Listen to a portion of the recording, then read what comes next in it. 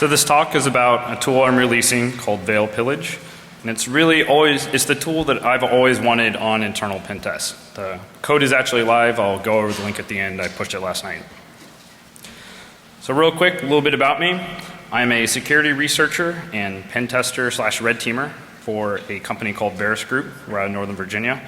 And I work for a subgroup in there called the Adaptive Threat Division.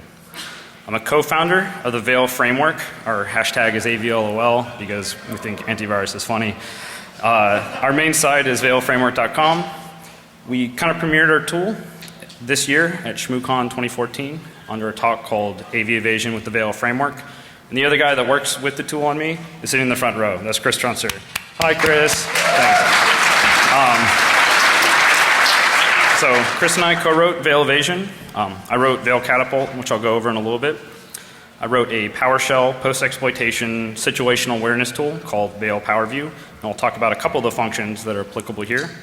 And I wrote a Windows privilege escalation automator in PowerShell called PowerUp. I'm an active Cortana, PowerShell, and Nova hacker. So kind of the overview of what I'm going to go through today.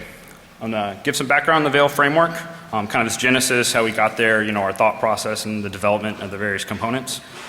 I'm going to go over a few quick slides just on post-exploitation. Kind of let everyone know this is the exact realm of the assessment cycle that we're operating in. I'm going to go over Veil-Pillage and go over some of its feature sets and a few of the more interesting kind of current modules. There's 59 released, so I'm not going to sit here and go through every single one, don't worry. I will then kind of come back and talk specifically about some of the functionality that deals with hash dumping and plaintext cred gathering. I have a few demos. I got some videos, so I don't have to pray to the demo gods so nothing will break. I'll wrap up talking a little bit about the KB 287-1997, the Microsoft Pass the Hash patch, so we'll see if that actually stops that much. I'll finish with going over a few of the kind of upcoming module releases and how you can develop your own kind of functionality for this framework. Then I'll recap a little bit. So the Veil framework. Is anyone willing to raise their hand who might be actually using the Veil framework or Veil-Evasion? Anybody? That's awesome. So our kind of branding for the tool set is we want to bridge the gap between pen testing and red teaming capabilities. So it started with the release of Veil-Evasion. Veil, originally titled Veil, later renamed to Veil-Evasion. We released a few more tools since then that I mentioned. So the original motivation for this first part was our backdoors were being caught by AV, the stock Metasploit templates. AV started to catch up. So we built a modular framework that generated AV evading executables. That's the kind of flagship part of Veil-Evasion. So we have a variety of shellcode injectors and kind of higher level pure interpreter stagers with that same logic translated into a higher level language like PowerShell or Python.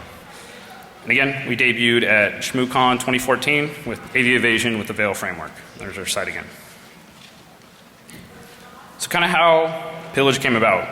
After dealing with Veil-Evasion, our focus started to move towards payload delivery. Now that we have our backdoor, how do we get it on our target machines in an internal engagement and trigger them?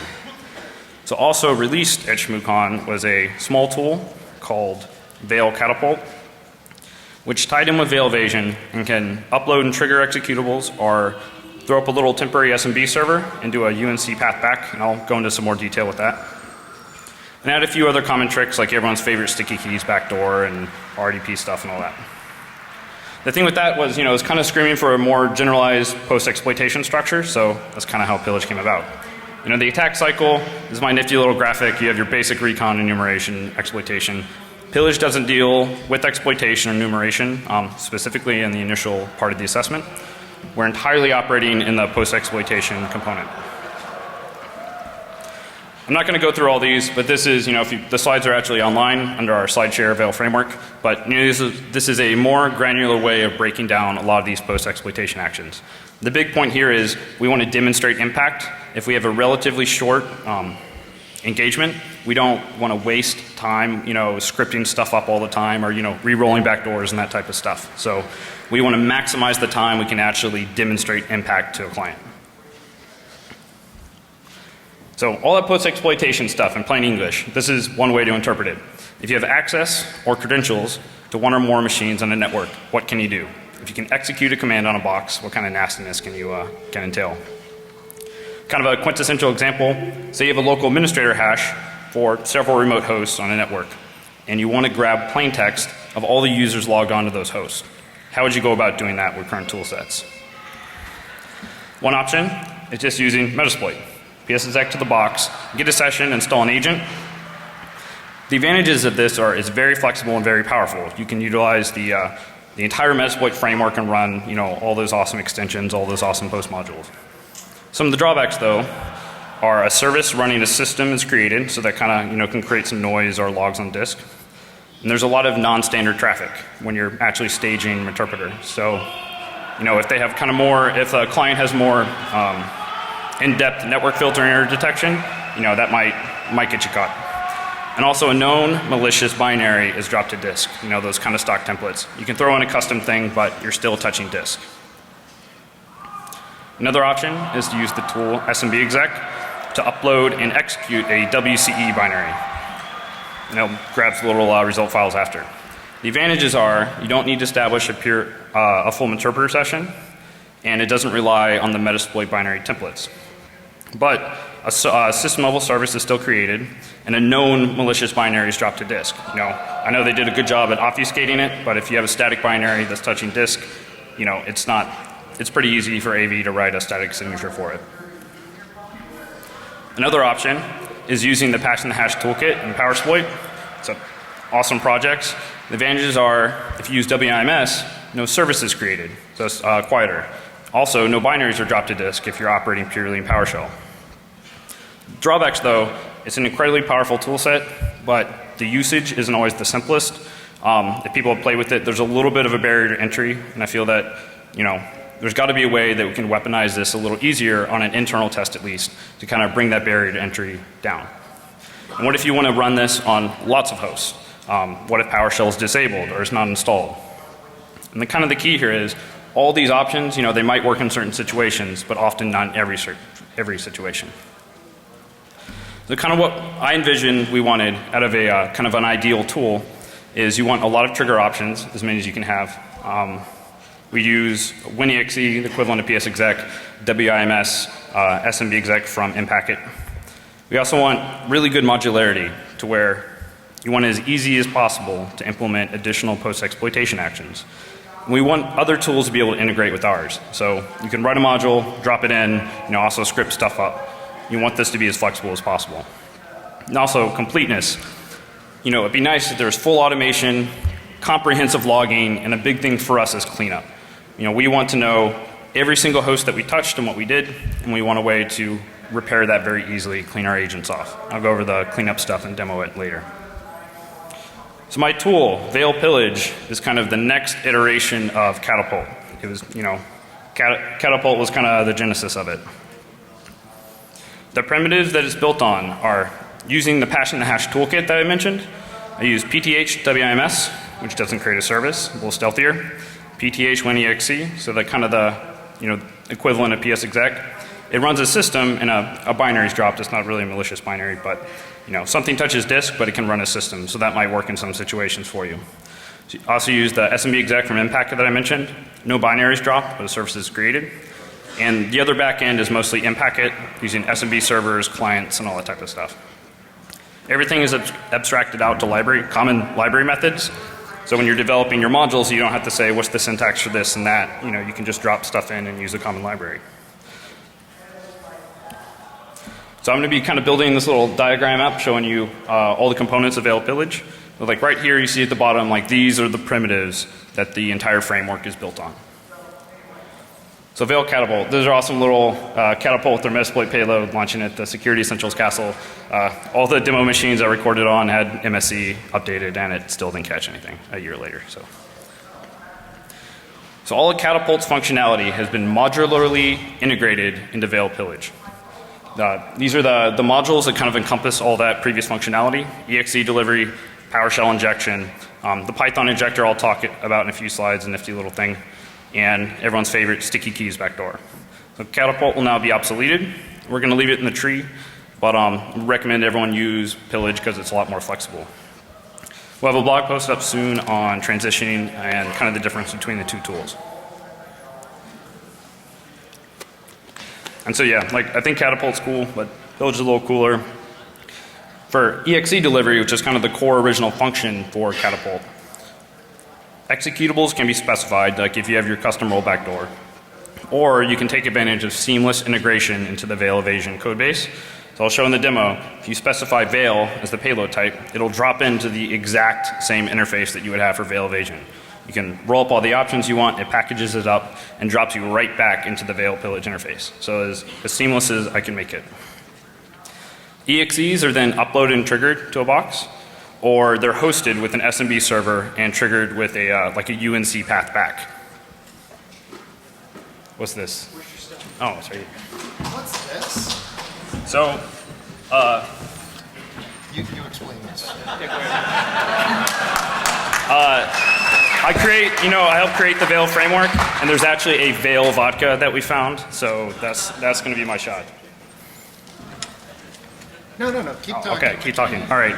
So, the UNC invocation, you stand up and kind of host the file temporarily on a SMB server that's set up and then torn down transparently. And when you trigger it, that exe is loaded straight into memory on a host. And the nice effect of this is that this gets some otherwise disk detectable exes right by antivirus. If you want to see a demo of this, it's check out our ShmooCon presentation. I think the slides and everything are online. The Python injector I mentioned. So this will take a kind of stripped down Python environment into zip. It'll upload it to the host. Now we're ready. Okay.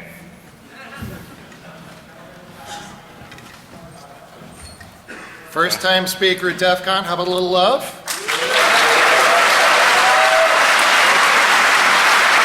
We got the Veil vodka for the Veil tool. Thank you. You're the first speaker to provide your own shot. I appreciate that. By the way, that bottle is big enough for everybody in the audience. So, if anyone wants a shot after, come talk to me. I'm not going to drink all that. So the Python injector, it'll upload the Python zip in a 7-zip binary to the host, and it'll unzip the entire thing to disk and into a temporary file. And then it uses a -c option with python.exe to run a little one-liner that injects shellcode straight into memory. So this is basically an analog, or it's very similar to PowerShell injection that a lot of people are familiar with. So what's nice about this is the only files that touch disk are the trusted Python libraries and the trusted known Python interpreter. So this can help you get by certain types of reputation filters that say, oh, I haven't seen this exe before, I don't know if it's bad, but I'm going to provide additional protections on it because it's unknown. And this also, when you want to generate shellcode, it'll drop right into the Veil-Evasion framework too. So it's just like one little line, you don't have to do any of the heavy lifting. This is, you see here, all kind of that Veil-Catapult functionality that's been built in as we're going up. So the fun stuff, new modules. Enumeration. So, if you scan your network with Medusa or Encrack or something like that, and you see, okay, I think these credentials work at different places on an internal test, this host credential validation will actually verify, can you PS exec to a box? It connects in, tries to create a little temporary folder and immediately delete it. So it's a bit more accurate, but it's a bit slower. So scan and then use this. User hunting is a very common activity that any pen testers I'm sure do. If you have credentials that work on lots of machines, you want to find, okay, where are high value users logged in on the network. So you can use this, it'll run through after you know boxes it works on. You validate, run this, and it'll pop saying domain admins are here, here, here, here, and here. And you can pop their boxes and do some more fun stuff. Or if you just want to do some kind of basic host enumeration actions, get the ARP table, get all the network interfaces, that type of stuff. Management. Occasionally, if you're on an internal test, you might want to do things like enable, disable UAC or RDP. And I'll actually show this in the demo. If you have network level access to a machine, RDP itself might not be enabled. Maybe you want to set up your sticky keys backdoor or something like that. So occasionally there's certain management actions you need. Also you might, in certain situations, need to force users to log off, reboot the machine, shut it down, all that kind of stuff to trigger certain post-exploitation actions. And this is fun. Persistent stuff, everyone's favorite kind of a little fun activity. We can throw up the bits and min backdoor really easily to schedule a download job for an exe. And And again, I keep talking about sticky keys. It sets the debugger for sethc.exe, which is the sticky keys binary. It sets the debugger for that to be cmd.exe. So you can RDP in, hit shift 5 times, and a little box running the system pops up before you even log in. A little bit of a lesser known one, UNC DLL hijacking. If you append a UNC path to your path environment variable on a machine, and that machine reboots, services and some programs and stuff, when they start up, will actually look to that UNC path for DLLs to load. So I actually have a little tool in here, it's under just /tools, that you can run it up, it'll script Wireshark and actually pull out all those hijackable opportunities. And there's an SMB host, you host up a malicious DLL from interpreter, and then you have your persistence. PowerSploit. I love this tool set, but like I said, the barrier to entry can be a little bit difficult for weaponization. So my solution to this for pillage is I'll stand up a temporary web server on your attacker box, and I trigger everyone's favorite little download cradle, the download string. It'll trigger that, reach back to your attacker box, download the entire script, run in memory, nothing's touching disk, and output files output, and then I run and grab it and clean everything up. So this makes it really easy to run PowerSploit across a large number of machines when you're on engagement. There's also cleanup to where you can kill off all the processes and stuff. So now this is really kind of the meat of the tool, all the modules, the PowerSploit stuff, and all the enumeration stuff and those types of things. So here, I'm going to go over a few of the new features that I integrated in. So last month, the Veil team, we released some custom written, like higher level PowerShell stagers for interpreter, reverse TCP, HTTP, HTTPS. These don't utilize any shellcode, and they work great with the passing hash toolkit. You don't have to invoke up the MSFN part. That shellcode, can't be decoded from a file or something like that because it's not being run. There's also x86 and 64-bit compatibility by default. You run this stuff, it'll detect what architecture am I on, and then choose the correct string to inject, or it'll choose the correct PowerShell binary to use for the injection. Output and cleanup, like I said, we're pen testers. We really like to have everything logged. We want to know exactly what happened. If something goes wrong or a client wants to know how we got into somewhere, we want to know these credentials were used on this box for this action. So Pillage has a universal activity log. Everything's logged. It also breaks it out by module. So every module and host and everything is broken down as time stamped. And also clients are pretty picky. They don't like malware. They don't like you leaving malware around their networks. They don't like sticky keys backdoor on 100 machines. So every single action that Veil-Pillage can execute has a reciprocal cleanup action, and it's output to a script. So there's a universal cleanup file and cleanup file per module. You can just type cleanup, give it the file, or cleanup, and it'll pull the universal file, and it'll just clean everything up and kill your sessions, remove any files and all that stuff. And I'll show that in the demo. Random features, state preservation. If something crashes or you rage quit with Control C, all the options are preserved. The current module that you're operating under is jumped right back to. All your targets and credential sets, configuration options, and it's all preserved. When you start it up, it'll prompt you, do you want to restore this initial state?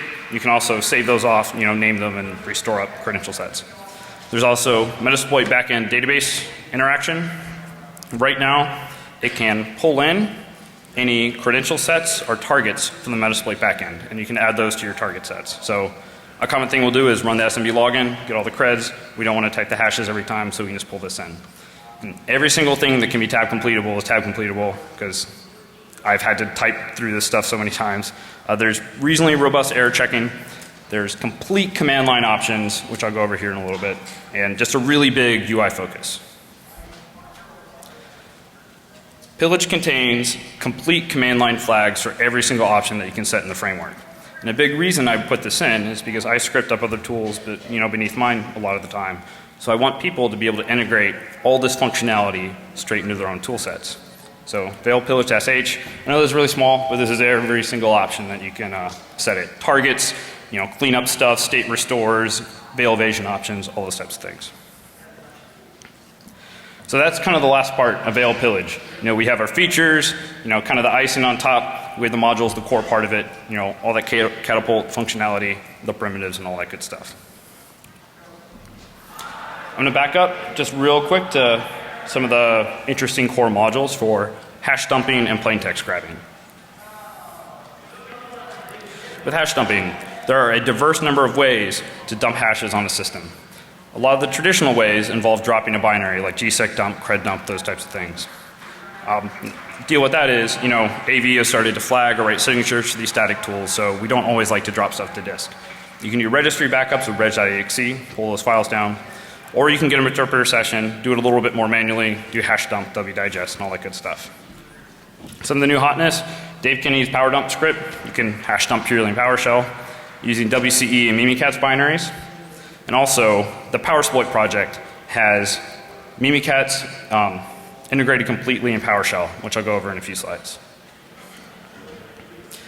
The thing, like I mentioned with hash dumping, is different actions work in different situations. So if you want a universal solution, you need to expose all those options, but you know, maybe you can automate some logic in. Depending on architecture, PowerShell installation, AV installation, all those types of things, they can affect what you might do. And some of these, like I mentioned, involve dropping a well-known closed source tool to disk. This can sometimes be needed. You always want to have options and fallbacks, but we like staying off of disk as much as possible.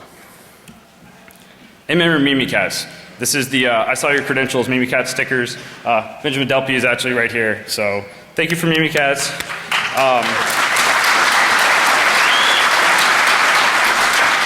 So this is awesome. Mimikatz and PowerShell is incredibly powerful. The PowerSploit exfiltration invoke Mimikatz PowerShell file. It utilizes Joe Bielik's prior work with reflected PE injection to inject an architecture appropriate Mimikatz DLL into the system.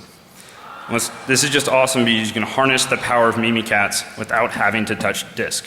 You can dump creds, you can do your golden tickets, you can do all that fun stuff.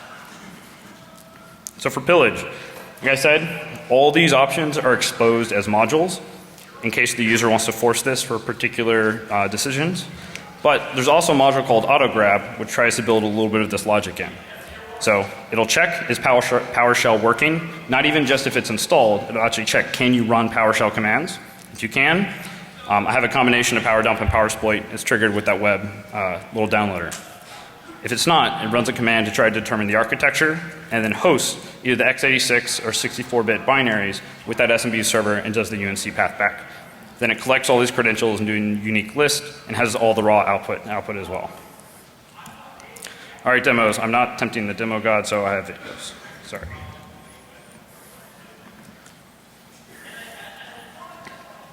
So this is starting up Veil-Pillage. I'm going to show a little bit of the interface. This first one's going to be a little longer. We have our version up there. Right now we're 1.0.0. We have our site. We have the number of modules released or loaded. Initially it's 59. I'll go over some of the release schedule soon. List is the command to list either your modules, targets, or credentials. Set, you can set either a single target, comma separated, space separated. You can also specify a target file. So if you have like a giant list of targets from a tool output, you see all the targets being set. I'll show resetting the targets if you want to just clear it all out. And this is the Metasploit backend stuff. So DB list targets will automatically query the Metasploit database. This doesn't do a live link to the database. It just does a query, and then I can pull in that static set that I'm choosing, comma separated, 2 and 5, and it'll set that in the internal state in Pillage. All right, I think I typed list targets enough. So then, I think I'm going to show how you use the database interaction to actually set the credential sets.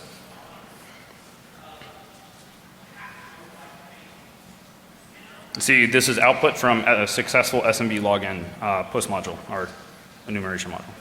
So DB add creds, it can be comma separated. It'll set all those creds up. Administrator and a hash.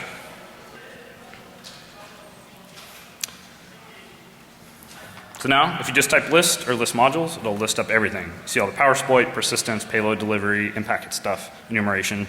This is that kind of the module that has a little bit of the logic built in called AutoGrab. Here are all the options available for this module. Oh, sorry. The other way you can actually invoke it is you can either say like use in the number, or you can use and tab complete, and it'll tab complete out the entire tree. So I'm setting an option for the reach back.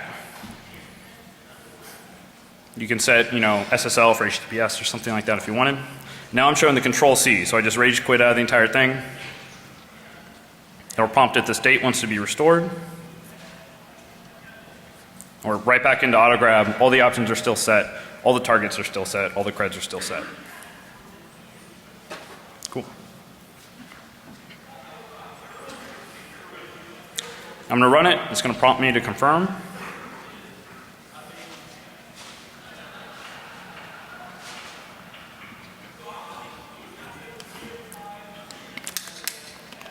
On that background, it detected PowerShell was installed on the first host. Sets up that HTTP server. You see the GET actually coming back from that host. Again, you don't have to configure the server or anything. It stands it all up transparently in the background, making it as easy as possible for the user.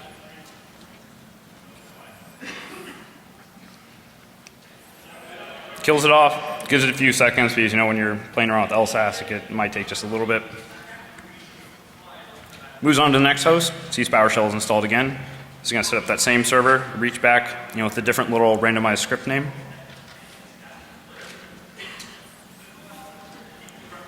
We'll see the output here in a second.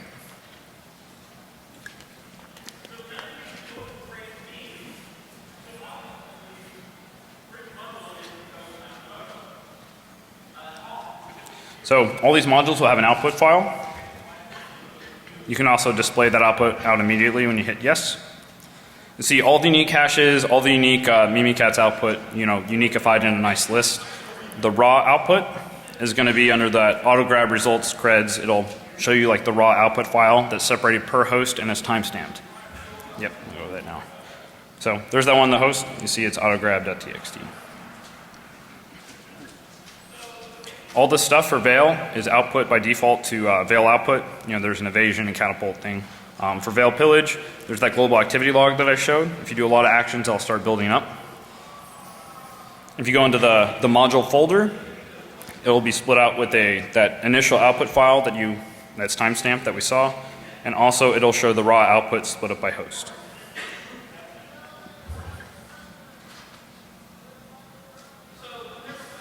So there's all the nice raw Mimikatz output.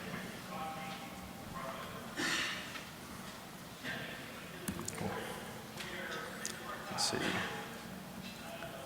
Now, let's show some PowerSploit. I think I have I'll show the list targets again.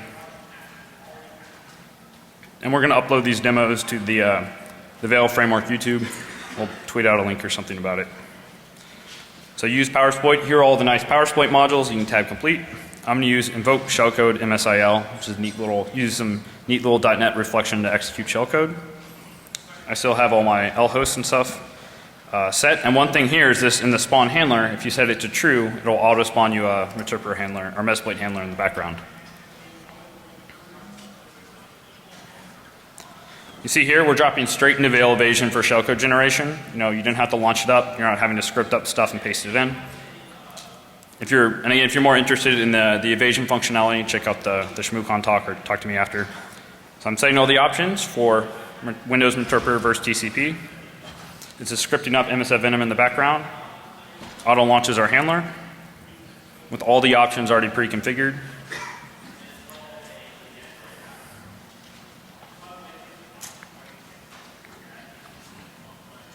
Make sure it runs.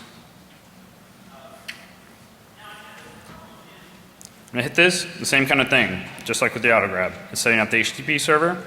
The host is reaching back. It's grabbing that PowerShell snippet, running it in memory, piping the output to an output file that then it goes in and grabs. So they're all Meterpreter sessions, proving I'm not a liar. Actually, it's Meterpreter.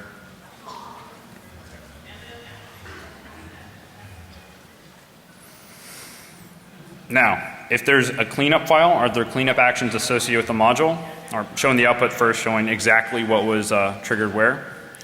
We're going to invoke the global cleanup file. You could have specified the single cleanup file, which I'll do in the next demo. So this is going to run through. It's going to kill everything off. All your sessions are dead, so everything's back to how it was.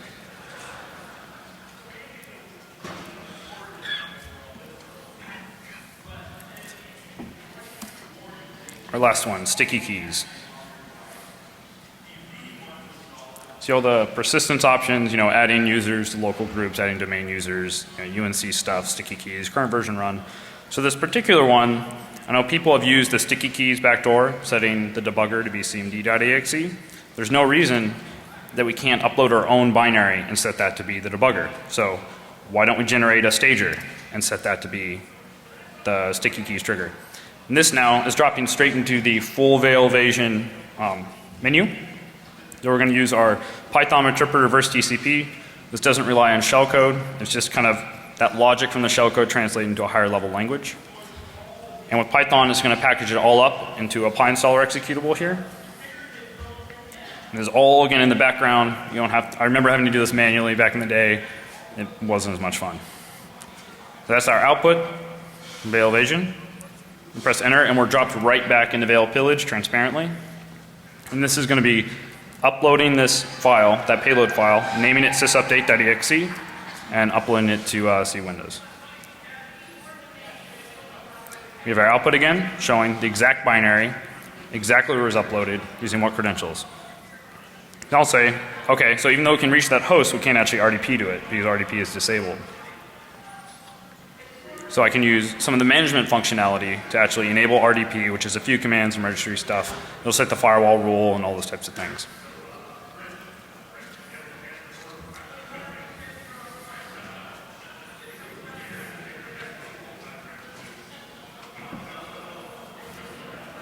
Cool. Our output again. The firewall exception, RDP enabled, all this type of stuff. Let's try RDPing again. So we're not even having to log in. We have our handler in the background, press shift 5 times, and we get our interpreter session.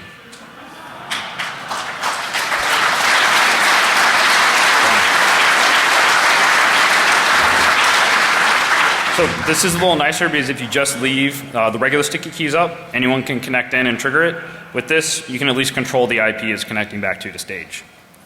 So I'm going to go through cleanup manually. I'm going to go through both parts. I'm first going to disable the sticky keys debugger. I could just do the universal cleanup and it'll repair, but I want to show you the 2 steps. So I can do cleanup, specify the cleanup file. You can also, I could have passed this, command line. It says it cleaned it up. Shift 5 times and sticky keys is back. That binary is cleaned off. No artifact left on the machine. Take the second cleanup file to re-disable RDP. So the box is exactly how it was when we first touched it. So can't RDP anymore. So again, this isn't rocket science, but it really simplifies being able to weaponize a lot of these techniques.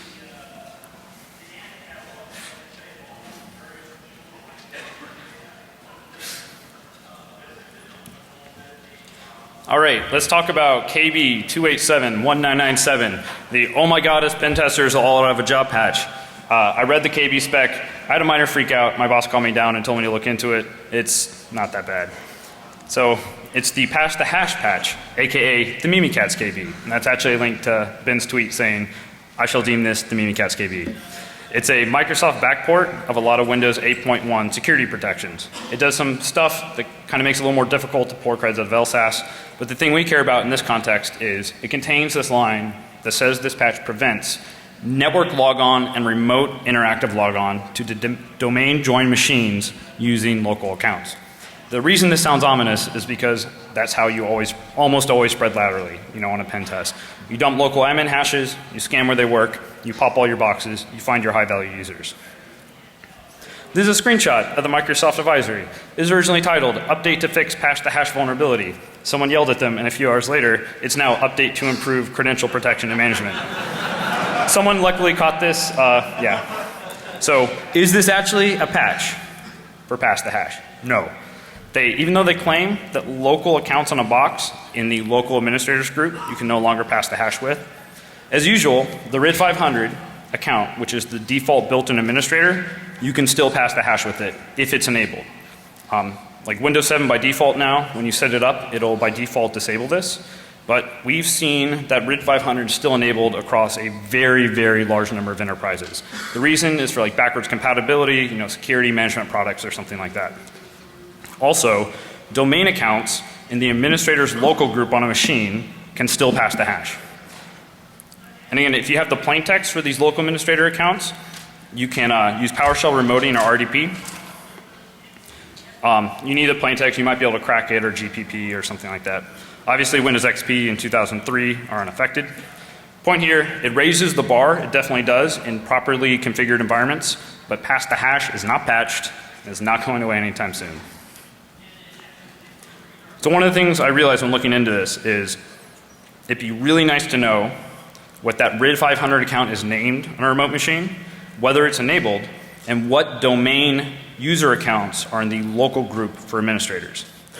Luckily, using PowerShell, if you have a basic domain account, like the most basic, no privileges whatsoever, you can use this neat little thing called the WinNT service provider to pull all of this information. You can get the full SID for the admin account, whether it's enabled, disabled, and all the domain users in that local group. You can also use, if you have an account, again, this you can't use, like null sessions or something. You need the account, but if you can also use the mmap scripts, SMB and num groups, and SMB and num users. All these PowerShell functions have been integrated really nicely into Veil-PowerView, my other project.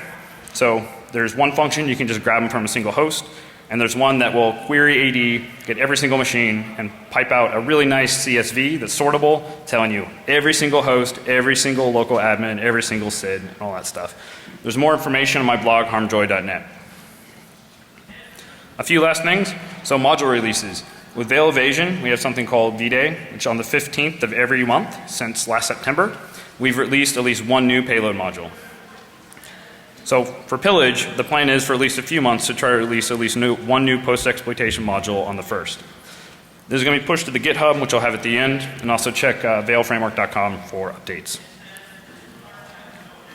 For module development, I want you to be able to implement whatever post-exploitation fun you can think of. All the triggering methods, the file downloads, the SMB and HTTP servers and everything are all available as library methods. You don't have to configure them, you don't have to remember syntax. There's a template, a payload or a module template included in the tree. We're going to have a blog post up in the next month or two on how to actually develop these if you're interested. If you do, please send a pull request. So a quick recap. Veil-Pillage is a flexible framework for post-exploitation of target machines on an internal pen test. There's 3 separate ways of triggering with a preference on stealth with WIMS. New modules are really easy to implement with the common library. You can just drop them in the tree, that enumeration folder or whatever split up, and it'll load it right up for you. There's a lot of automation. There's complete full logging capabilities. There's complete cleanup capabilities. There's a really big UI focus. And we're going to have active development for a while. This isn't just like some random script that I wrote a month ago and I'm dropping for DEF CON. It's 30,000 lines. There's 150 internal commits on Git. We've been testing this out for a while. I'm sure there'll be bugs. The code's up live. I'll have it at the end. If you guys use it, if something messes up in setup or whatever, please report bugs. I want the tool to be as good as possible. So my real quick shameless sidebar, if you want to research cool stuff like this, work with a whole bunch of OSCEs and OSCPs, do some sweet red teaming and pen testing, hit me up by email offline or talk to me later and come work for us at the Adaptive Threat Division. We have an awesome team. And that's it.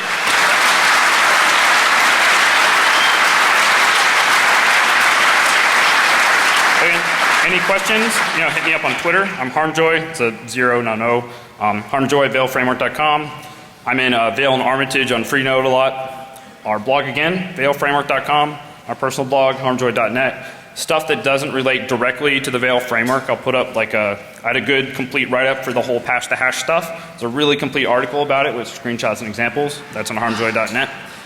If you want the Veil framework, go to github.com/veil-framework. All the projects are split out. So Veil-Pillage, the code was pushed last night. There's also a Veil super project, where if you do Veil framework/Veil, clone it down, run the setup, it'll install all the dependencies, it'll download all the necessary stuff for Kali, which is our only supported platform at this point. It does this all transparently, installs Python under wine and passing hash toolkit and all those types of stuff. So try to run the super project and hopefully everything should work nice together. And any questions? That's it. I do not have passed the ticket yet. Apologies. So anyway, I just really heard about it like 2 days ago, so we'll see if we can actually get that in. But I think with the Mimikatz and PowerSploit, because all that functionality is there, it shouldn't be too hard to actually set up those golden tickets, do the patch the ticket. You won't be able to do it directly from your Kali box, but you can essentially kind of pivot that functionality off of a target host. Do you see business value in post-exploitation? Would it be better? Is it better to spend time doing low and medium vulnerabilities? So for us, like if you're doing red teaming and stuff, the question is, you see a lot of business value in doing post-exploitation, or should it be, like more low, medium, vuln scan type things? Everything has its place. Like people need to run vuln scans to get the low-hanging fruit, but all the really bad attackers, they're doing post-exploitation. Red teams and stuff, all those reports you see, that's what they do. Like a lot of tests, I'll just get a basic user account. Once I get there, it can be just a few hours to domain admin, using things that would not have popped from Nessus. So, yeah, I think that's it. If anyone else has any questions, I'll try to be out there somewhere in the chill out room in a bit.